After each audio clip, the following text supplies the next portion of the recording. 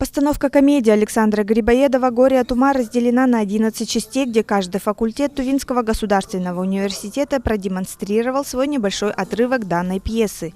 Именно это произведение принесла своему создателю бессмертную славу и внесла крупнейшую роль в истории литературы и театра.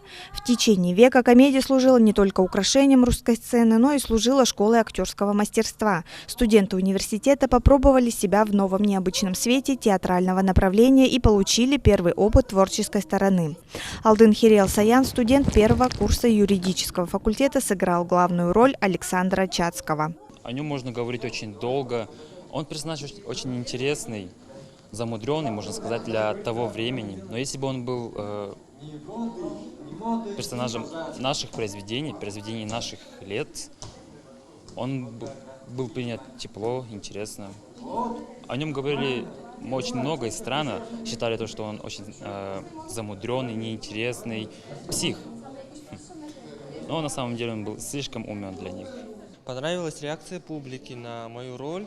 То, что и посмеялись, так как это комедия, но она с философским контекстом, поэтому и подумать было над чем. И у меня коллеги и даже ребята из других факультетов, конкуренты, тоже отлично справились.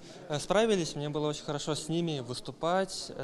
Чувствовалась здоровая конкуренция, было весело. Спектакль «Горе от ума» выбран не случайно. Прежде всего, это приобщение студентов к русской классике, в том числе и развитие творческих коллективов среди студентов.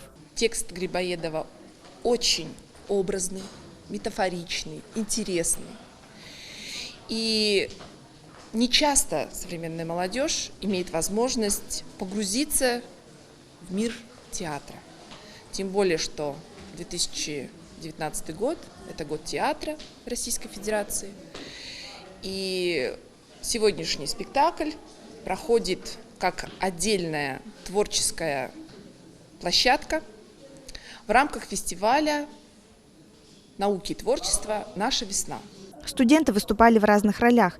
Это и режиссеры, постановщики, сценаристы, костюмеры и, конечно же, артисты. В состав жюри входили заслуженный работник культуры Республики Тыва, телевизионный режиссер, директор фонда Дерсу Узала Светлана Мунзук и актер Национального театра Челгаче Дава.